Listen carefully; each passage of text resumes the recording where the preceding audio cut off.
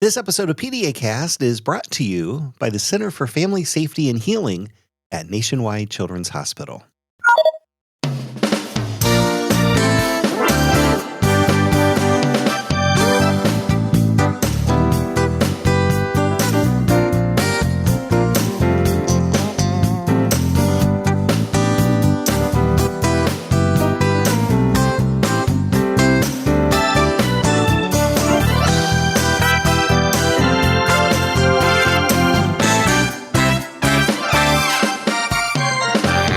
Hello, everyone, and welcome once again to PediaCast. We are a pediatric podcast for moms and dads. This is Dr. Mike coming to you from the campus of Nationwide Children's Hospital. It's episode 582. We're calling this one Talking to Teens About Healthy Relationships. I want to welcome all of you to the program. As you know, relationships are a very big part of growing up. And for teenagers, navigating friendships, dating, and communications can feel overwhelming at times. As parents and caregivers, we play an important role in helping our teens build healthy, respectful connections. And that's sometimes difficult, especially when maybe we have issues ourselves with our relationships and with communication. And so not only are we trying to help our kids build those skills, but we're working on those skills and modeling those skills for our kids. And so it's really important, and communication and interpersonal relationships and building that, even in adulthood, is really important. So today we're going to explore how to open up lines of communication and keep them open with our children and our teenagers. We'll also consider signs of healthy and unhealthy relationships and best ways to offer support for teens as they develop all of these important life skills.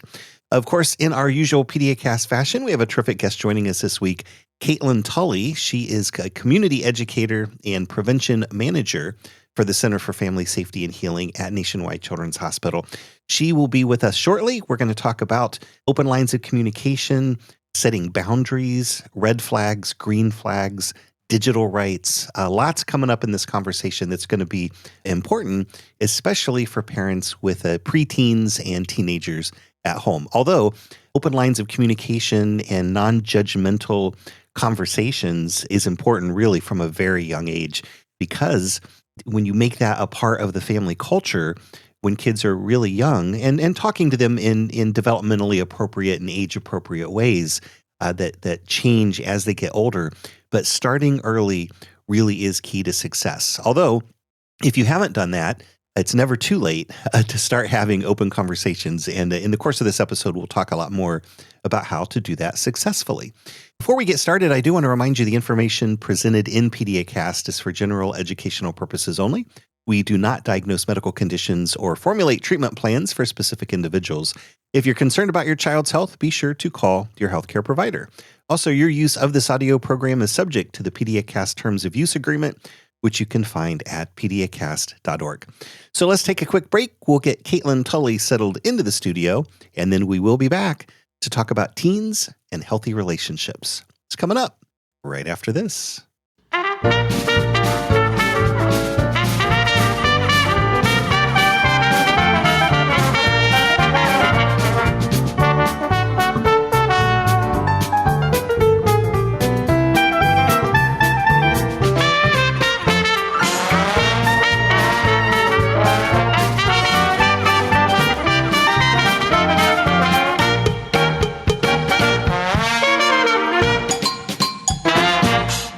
Caitlin Tully is a community educator and prevention manager for the Center for Family Safety and Healing at Nationwide Children's Hospital. She is passionate about supporting teens and families as they explore teenage relationships, including communication strategies, red flags, and green flags. That is what she is here to discuss, talking to teens about healthy relationships. But before we dive in, let's offer a warm PediaCast welcome to our guest, Caitlin Tully. Thank you so much for stopping by the studio today.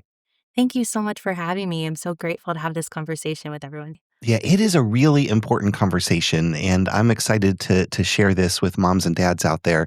Why don't we start with just why is it important for parents to talk openly with their teens about relationships? It seems like this could be sort of a tough topic to talk about. A lot of parents may not feel comfortable doing it, but why is it so important? Yeah, that's a great point. This can be uncomfortable, sometimes awkward. We recognize that. And we also recognize that a connection with a safe adult talking about healthy relationships is the most supportive factor, the most protective factor for teens to have healthy relationships throughout their life. So, what we always say is that, yes, sometimes could there be a little adult discomfort, some teen discomfort? Yes, but there's so much value in pushing through that discomfort as a model for how you navigate conflict in relationships, conflict in all of the things that teens have to navigate. So it is important for adults to take that first step to open up these conversations. We definitely recommend early and often as kind of the best strategy for doing this so that it becomes a normal part of what teens expect from their caregivers or their parents as they navigate dating relationships. So sometimes people ask me, when should we start this? Like 10 or 11? They're like, I don't want my 11-year-old to date, but you want your 11-year-old to have the framework for how to talk about this as they get older. Yeah. And it's particularly important because I think I had read 1 in 3 teens experience some sort of abuse when they're dating, whether that's mental abuse or physical abuse. So it's really important that they feel comfortable talking to someone when issues like that come up, right? Absolutely. Yes. We know this is so common. And oftentimes teens will not talk about this until they're out of that relationship when they're older. And that's for a multitude of reasons. One is that young people tell us they just didn't recognize, they didn't have the tools to be able to see what those red flags were or how to support green flags. And then second is that they didn't have a safe space to talk about it. So the research shows us that 2 out of 3 teens did not have a safe space to tell someone. And so that's why having a caregiver that is able to start these conversations, has the tools, will help young people to recognize this earlier or even hopefully prevent something from happening in their relationships as they get older. Yeah. Yeah. And what are some practical ways that parents can create that safe space to have these conversations? Absolutely. One of the things that I always say is that curiosity, approaching with curiosity, is the best thing that parents can do. Because this is an uncomfortable conversation, because parents may not feel like they have all the answers, they sometimes respond with fear or with judgment when they hear something from their children. And so I always recommend really try, as hard as it may be, to start with curiosity. That will help to create that safety. So if you hear something that you don't really like or makes you uncomfortable, say, tell me more, or how can I support you through this, rather than leaning into your advice or into kind of your expectations of what should happen next. That can help to create a safer dialogue. And a dialogue, that's an important word because we really do want these to be conversations, not lectures, correct? Exactly. That's the number one thing that the teens that I work with tell me. So, like, I want to hear about my family's expectations about relationships. I want to know what my parents' experiences were like, what they recommend that I do, but I do not want it to be a lecture. Yeah, I want yeah. to be able to express myself as well. And so we know that that's what teens are telling us in the community. We want to share that information back with parents. And it does take some practice, but using open-ended questions rather than something that they can just answer yes or no. Because a lot of teenagers, if they have that option, like, yeah, no, that if they don't have to expound on it, then they're oftentimes just fine with that because it's the path of least resistance. But having open-ended questions back and forth and, answering questions, but then asking your own questions and, that non-judgmental attitude and not only when talking about the teen's relationship, but even as parents, when we talk about other people's relationships or, the relationship between mom and dad or other partner that they may have, the kids are watching and teenagers are watching. And what they learn about relationships, of course, occurs at school, but also in the house too. Yes. And that's something that teens tell us all the time is how their parents talk about other relationships within the family or how they talk about their friends' relationships makes them think, oh, that's what they think about my relationship. And so if there is any judgment or negativity in the way that parents talk about other people, teens have the opportunity to internalize that. And so we really want to be mindful as you're having that conversation or even any conversation around young people.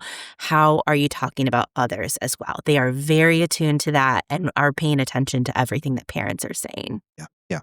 There's a thing called the Green Flags Campaign. What exactly is that and why was it created? Yes, we created the Green Flags campaign at the Center for Family Safety and Healing because we were hearing over and over from teens, oh, everyone's just handing me a list of red flags and telling me what not to do. But what does healthy look like? What should I expect from a partner? Like, how should I treat a partner? And these were big questions. When I'm in schools, I often hear young people telling me, oh, it's easy to list off red flags, but then you ask them healthy, and it's much harder to find examples in pop culture, examples in their family. And so we know that parents may not always have the tools themselves to talk about this. So we created the Green Flags campaign. One, to flip the script so that we could start with healthy, and two, to make sure that teens and their safe adults had all of the resources that they needed to help support healthy relationships. And this is available at greenflags.info. And I'll put a link to that in the show notes for this episode 582 over at pediacast.org so folks can find that really easily. What exactly can folks expect if they visit that website? What do you have there? Yes, we have lots of great blog articles and resources that parents and teens can explore. There are also links to our call text chat resources, which are a really important part of the Green Flags campaign. Because again, as we know that 2 out of 3 teens do not have access to a safe adult, we wanted to close that gap. So they can call, text, or chat Monday through Friday, 8 a.m. to 8 p.m. with what we're calling a Green Flags Pro. So they're a trained professional able to answer questions. And I also appreciate that we welcome adults calling about teen relationships on that line as well. So if there is a caregiver or parent who is interested in resources or they have questions about how to begin this conversation, they can connect with a safe adult as well. Yep. So greenflags.info, and that's going to have support for teenagers but also resources for parents too. Correct. There's Both actually at a that whole same. section that's all about adults supporting teens. And there are toolkits and resources that are PDFs they are able to save, as well as online or digital resources. And one of those resources is the Green Flags Conversation Starter Cards. So we mentioned that these can be difficult conversations to have and think about open-ended questions. But if you want something to encourage the conversations, you can use the Green Flags Conversation Starter Cards. What exactly are those and how can parents put them to use? Yes, we knew we wanted, again, to have additional tools to help support these conversations. So we asked our Youth Advisory Council, which is a group of 25 teens here in Central Ohio who help support prevention efforts around healthy relationships. We asked them to create these cards. So they created 20 cards that are youth voice, very much a youth-driven project to say, if you could have a conversation with adults about healthy relationships, what would you want to talk about? And so they developed, again, these 20 cards that are designed to help parents navigate these conversations, also give some more structure.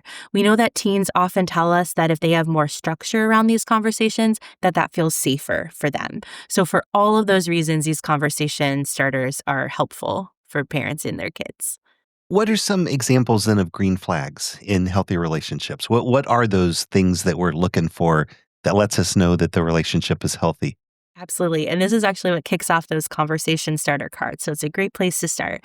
But green flags are those positive behaviors that we want in relationships. It's how we want to be treated. It's how we want to treat other people. So to me, some of the signs that the teens that I work with, for example, are experiencing green flags is that they have balance in their life. Yes, they may have a relationship, but they also have friendships that are really solid. They have time for self-care. They're able to balance their grades and their extracurricular activities. And so all of these things are integrated together in a way that makes them feel safe and supported. Those are the signs to me that someone is experiencing a green flags or a healthy relationship. And then for teens who maybe are engaging in a healthy relationship or treating their partner in a healthy way, they see power as equal. So I'm always looking at when their partner has a suggestion or wants to offer something about the relationship or even just something to do, how does that person respond? If they respond by making fun of them or putting them down or ignoring them, those are signs that they're not engaging in healthy behaviors towards their partner. And those are things that parents might actually be able to observe. That's the one challenge is it's hard for parents to see these signs, but those are things that they might actually be able to see. What are some other red flags that might indicate that things are not healthy, and hopefully we can talk about it? Yes, absolutely. So, red flags are going to be those unsafe behaviors. These are going to be things that people are doing to try to get power or control in that relationship. They can look, it's a wide variety of things that could be red flags, and very much dependent on that individual as to what is unsafe to them.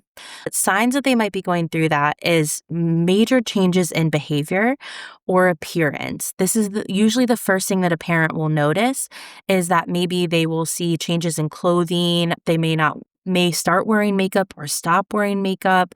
They may start to isolate. Isolation is a very large sign. If friends stop engaging with them or their grades start to drop, again, kind of that contrast to that green flag, those are the things I pay attention to with the teens that I work with.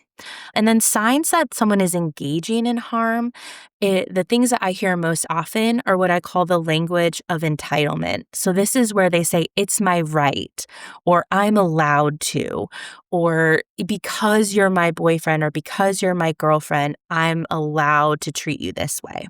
And that to me is the number one indicator that red flag behaviors are happening.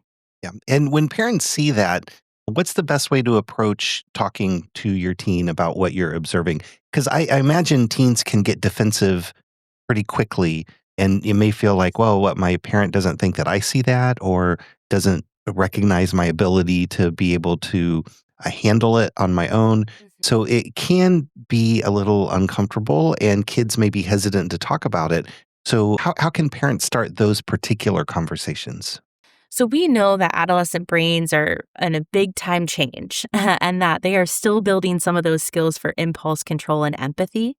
But even so, starting with empathy is so powerful. How do you think that would make your partner feel? Or, what if you're joking, are there ever times where jokes don't land with you or feel uncomfortable? Or where's the line around what jokes look like in a relationship? Really starting to build some empathy about how that might be impacting other people. We know that sometimes young people are engaging in red flag behaviors because they don't have the tools or they don't see the impact of their behavior. So we really have a wonderful opportunity as parents to disrupt these behaviors before they become patterns, right? Before they become something that are really rooted in power and control as they get older. So starting with empathy, starting with curiosity, like I shared before, can really help to navigate red flag behaviors. I have these conversations with teens all the time, and I recognize when that defensiveness pops up. But I found that starting with what do they think about those behaviors, how would it feel if those behaviors happen to them, really starts them on a pathway of, how am I behaving and how could that be impacting my partner? And I would imagine that those conversations can also help the teen with their conversations with their partner too. So like if there are these red flags, maybe having that conversation with your teen can help facilitate your teen having this a similar conversation with their partner. Absolutely. Because one of the things that I hear a lot from teens is that they believe that green flags relationships never have any conflict. And we recognize as adults that that's just not true. It's all about the healthy ways that we navigate conflict and manage it. And so if you're able to manage uncomfortable, difficult, tricky, potentially defensive conversations, you're modeling that conflict is not the problem. It may be how we manage that is the issue and that we can continue to grow our skills in that area. Yeah. Are there some things that parents can do to help their teens build healthy communication skills? Yes, absolutely. We know that healthy communication is foundational to relationships and that we want to recognize that it's uncomfortable. Teens are still building these skills around healthy communications, but that adults have such a big part of this. Because what teens tell me all the time is that healthy communication is hard because there's so many ways to avoid it. The trend right now is to call something cringe, right? So anything that is vulnerable, anything that you have to be honest about can feel cringe or embarrassing. So more than ever, what I've noticed is that teens will try to ghost in relationships. They will try to maybe use texts or DMs as a way to avoid conversations. So one of the conversation starter cards, for example, is it easier to talk about something in person or via text or DMs, and why? And that really helps young people to recognize what's uncomfortable about this and how do I push through that discomfort. Again, this is skill building. If teens had the opportunity to avoid discomfort, they will.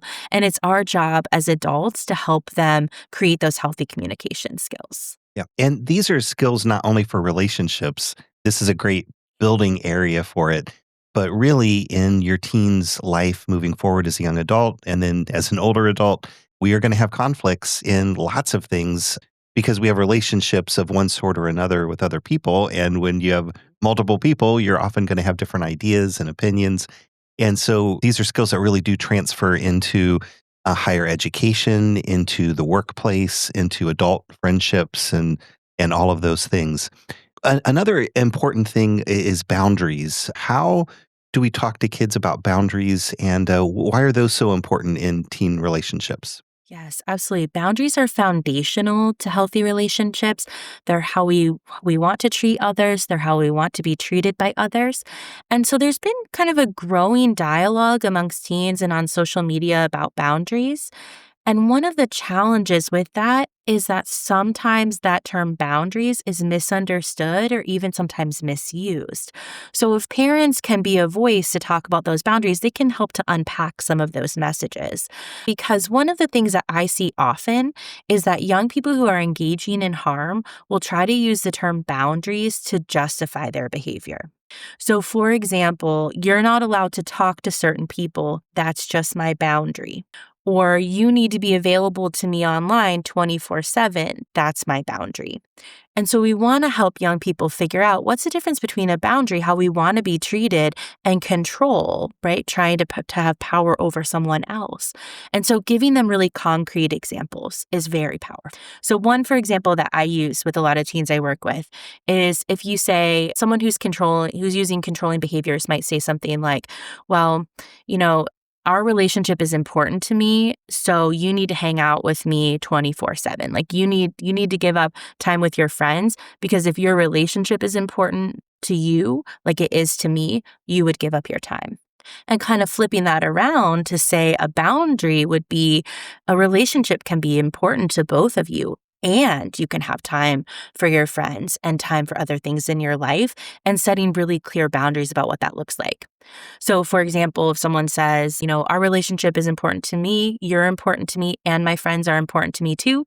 We have plans on Friday. I'm not going to be available to text or call, but I'll call you tomorrow.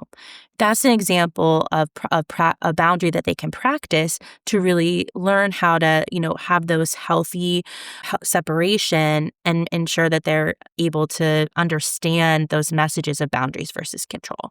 Yeah. And as you explained that, it makes sense, but finding those words to make it make sense can be difficult because you can see how, when you're thinking about what a boundary is, how someone could use that for control.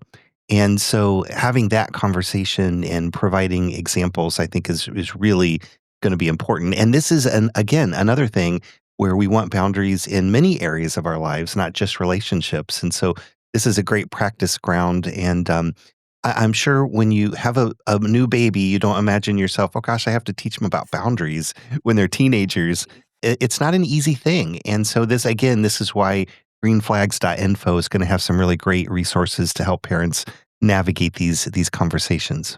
Exactly. We do have a blog article exactly on this, and it has a chart of boundaries versus control because this shows up in a lot of different areas of life, like you mentioned. It's not just dating relationships, right? This can show up in many different spaces. And so having a lot of examples is very helpful. And then also practicing what those examples look like. So I always say around the boundaries conversation, if you can include what if practice questions, that's so powerful. So, what if your partner wanted you to text while you were out with your friends? How would you manage that situation? And what if conversations are so powerful because one, the teens are determining the outcomes, they're creating the solutions. You're not lecturing or telling them, they're the ones coming up with those creative solutions, which means they're more likely to use them and remember them. And so that I find to be very powerful. We use what if conversations in a lot of relationship dynamics in our work. And I found that when I use what if conversations with teens versus telling them what to do, they really enjoy that practice. They love being the experts. So let's use that to our advantage. Yeah, yeah, absolutely. The more you have these conversations, the more comfortable they become. But at the same time, if you try to have them too often, sometimes that'll shut kids down. Like, so there's a fine line between what's helpful and you're really trying to get your point across, but in conversation and not lecturing. But you can overdo that a little bit too, right? Yes, I definitely think it's a balance, like all things in healthy relationships. And so taking cues from your teen, if they are happy with a couple questions and then they're like, okay, I'm ready to move on, we can respect that. We can always come back to this conversation, integrating this in really natural ways too. So I know oftentimes car rides can be a great opportunity for this, or sometimes teens really like to have these more vulnerable conversations at night. So, like welcoming them in for a short period of time to have these later in the evening can sometimes just, again, be in alignment with the natural teen rhythms in a way that doesn't bombard them, but has enough balance to give them this support. And what I found is if parents can respect that balance, they're more likely to have their teens come to them when there is a concern or there is a conflict. So that's what we're really preparing them. We don't need to lecture them 24/7. We just need them to know that we are an open space if they need support or advice. Yeah, yeah. And I think too, as we get older, in a lot of our relationships, we do handle conflict through conversation. But with our kids and teens, there's already this mutual respect that we don't. Sometimes things go unspoken, and you still know that you have support and that you're loved, but it may not be in the form of conversation that goes on and on and on. So from the parent standpoint, like we want to talk about this, and sometimes our kids will be like, "Oh, I got to talk about this again," but they really are listening. And so for the parents out there, I would say, don't be discouraged if your child isn't like 100% on board and wants to talk about this for hours. But it's still important to get your point across in a conversational kind of manner. And then if it only lasts 5 minutes, they did hear you. So I would just, you can get discouraged, I think, as a parent when you want to talk about something for an hour and your kid is like, okay, look, 5 minutes, I'm going to shut this down. I don't want to talk about this anymore. Because that's a real thing that happens. Absolutely. I agree with you. And one strategy that I found when maybe they don't want to talk about it because the parent might jump in and say, okay, tell me what you think about relationships. Well, that's very vulnerable. And most teens don't want to spend an hour doing that. But oftentimes, if you can make it a more universal conversation, so you can say something like, well, what are relationships like at your school? Or how do your friends think about relationships? That will open up the door for additional conversation. So oftentimes, if you're finding that shutdown or that disengagement, switch up the strategies. Find a more universal way of approaching it, asking again their expertise. I found to be very much supportive of they are much more interested in talking about that than they are about answering personal questions, which I think is true across the lifespan. But Yeah. it is very much important to honor that teens in particular have a greater level of self-consciousness that we want to respect and honor. What about digital rights? This was something else that has come up that I hadn't heard of it in those terms before, but it's a really important concept. What are digital rights and why are they important for teens? Yes. Just like we were talking about honoring then the natural ways that teens want to communicate, digital rights is a framework to kind of switch from traditional messaging about what to do or not to do into what do you have the right as far as your kind of like basic rights as a teenager around technology and having those healthy digital boundaries. So, for example, in some traditional messaging, you might say something like, don't share your password with anybody, right? It's not a good idea. That's something that I hear all the time when I'm in schools or community-based setting is a lecture about don't share your password. A digital rights framework would say something more like everyone has the right to keep their digital information private, including passwords. So it's a way of switching it up. And what we found is that teens are much more likely, especially older teens, we're talking like 15, 16 plus, much more likely to engage in a digital rights conversation around what their boundaries look like. And I think one thing for parents to keep in mind here too, when I think about digital rights, is that our work has shifted as parents. Oftentimes it used to be, come back when the street lights turn on. That has changed, right? So a lot of parents are tracking their children. And then I get teenagers who say, well, my partner wants to track me and they say it's because they love me. And that's exactly what my parents said. So how is it any different? So I also think parents can take that digital rights framework to think about what does it look like if your family is using tracking software? What does it look like to have healthy boundaries? Who has access? How do they access it? Why are you using that as a family? Really sending those messages to teenagers because otherwise they're using that as a model for all other relationships as well in a way that may not be appropriate. As kids get older, we want parents to know what their kids are doing when they're online, and so that we can have some sense of, are they getting bullied? Is there some way that I can help, especially when they're really young, as they first start to get involved in social media and having online conversations with folks. But as they get older, kids want that privacy. And just like if they were at school having a conversation with a friend in person, they don't have their parent hanging out, behind their shoulder, listening to every single thing that they say all day long. So when parents, want to see their texts or want to see what they're doing on social media, that the digital rights also extend to between the child and the parent too. So how do you navigate that with like wanting to know what's going on in your kid's life and wanting to be there for them, but also giving them privacy in those conversations? And in other words, should teenagers share their passwords with their parents? Yes, and this is a very tricky area for parents to decide what is safe, right? Because every parent that I work with that uses a parental control app, their ultimate goal is I want to keep my child safe. And I'm always looking at what is the research telling us about what online safety actually looks like. And what we know is that when kids are under the age of 13, those parental control apps are key to their safety. They do not have the tools, they do not have the brain development to be able to make safety choices. But as we see teens 13 plus, we want to again treat this as a developmental process. Teens 13 plus, parental control apps are actually linked with more harassment and more like online, dangerous situations. And so we want to really be thinking critically about, yes, you may be thinking that you're using this parental control app for safety, but actually what is linked to safety is open conversations and teens knowing that they can come to you if they need support. So we call these family safety strategies. They are things like code words. They are in an uncomfortable situation. They're asked to spend the night. They don't want to do that, but they don't want to seem uncool. They text the parent a code word and that parent calls and says, so sorry, Dr. Mike, you can't spend the night, right? So it's the parent taking the heat for some of those social situations is actually linked to healthier online behaviors, even though that's more of an in-person behavior. So really want to be thinking critically about what does safety look like?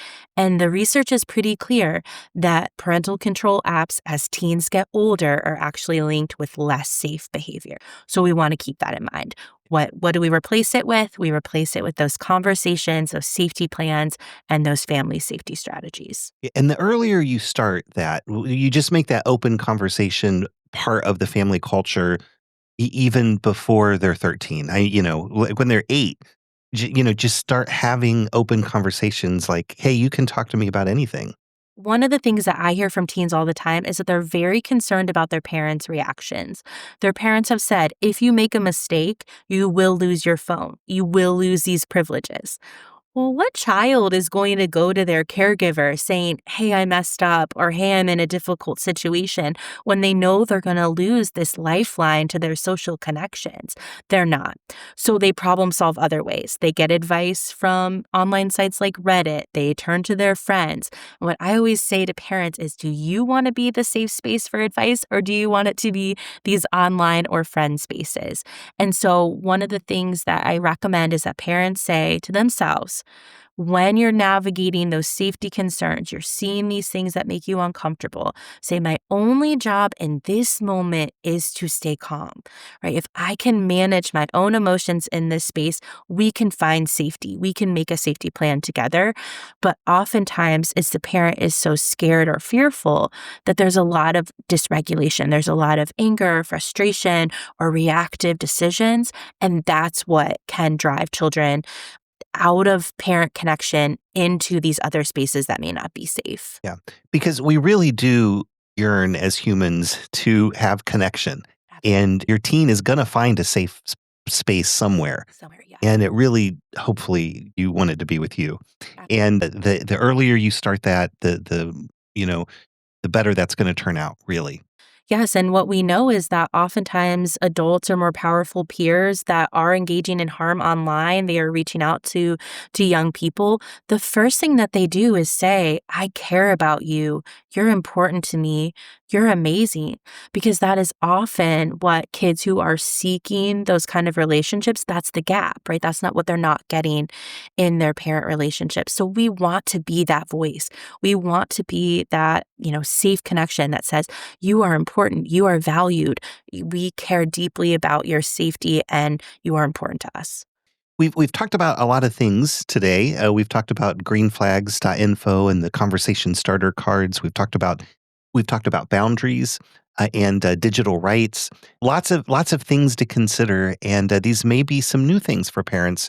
But if they head over to greenflags.info, they can go into a lot more depth and resources. And again, we'll have a link to that in the show notes for episode 582 over at pediacast.org. If you had to distill this conversation down to the main points, what are the take homes? What final advice would you want to give to parents for maintaining open conversations about relationships?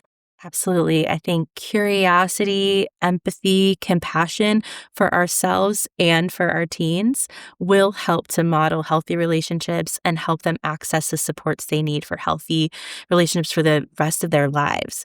And so some of the things that I hear from parents are, I didn't have this example in my own life. We call it a blueprint for healthy relationships. I didn't have my own blueprint. Or, hey, I made choices in my teen relationships that I don't want my teen to repeat. So I really want to be able to control this situation and make sure that they have healthy outcomes.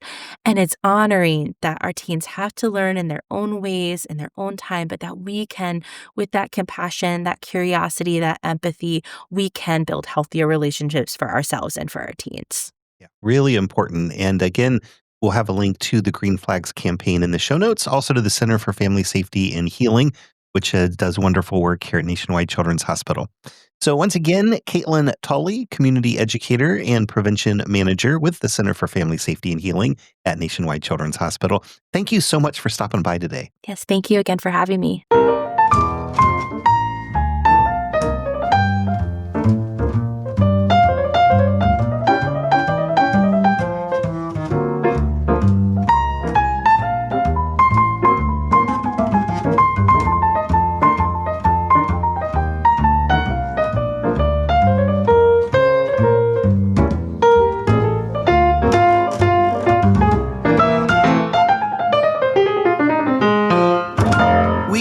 back with just enough time to say thanks to all of you for taking time out of your day and making PediaCast a part of it. Really do appreciate that. Also, thanks again to our guest this week, Caitlin Tully, community educator and prevention manager for the Center for Family Safety and Healing at Nationwide Children's Hospital. Don't forget, you can find us wherever podcasts are found. We are in the Apple Podcast app, Spotify, iHeartRadio, Amazon Music, Audible, YouTube, and most other podcast apps for iOS and Android. Our landing site is PediaCast.org. You'll find our entire archive of past programs there, along with show notes for each of the episodes, our terms of use agreement, and that handy contact page if you would like to make a suggestion for a future topic. Reviews are also helpful wherever you get your podcasts. We always appreciate when you share your thoughts about the show. And we love connecting with you on social media. You'll find us on Facebook, Instagram, Threads, LinkedIn, X, and Blue Sky. Simply search for PediaCast. Also, don't forget about our continuing medical education podcast for healthcare providers. It is similar to this program. We do turn the science up a couple notches and offer free continuing medical education credit for those who listen. That includes physicians, of course, but also nurse practitioners, physician assistants, nurses, pharmacists, psychologists, social workers, and dentists. And it's because Nationwide Children's is jointly accredited by all of those professional organizations that we can offer the exact credits you need to fulfill your state's continuing medical education requirements. Shows and details are available at the landing site for that program, PediaCastCME.org. You can also listen wherever podcasts are found. Simply search for PediaCast CME. Thanks again for stopping by, and until next time, this is Dr. Mike saying stay safe, stay healthy, and stay involved with your kids. So long, everybody.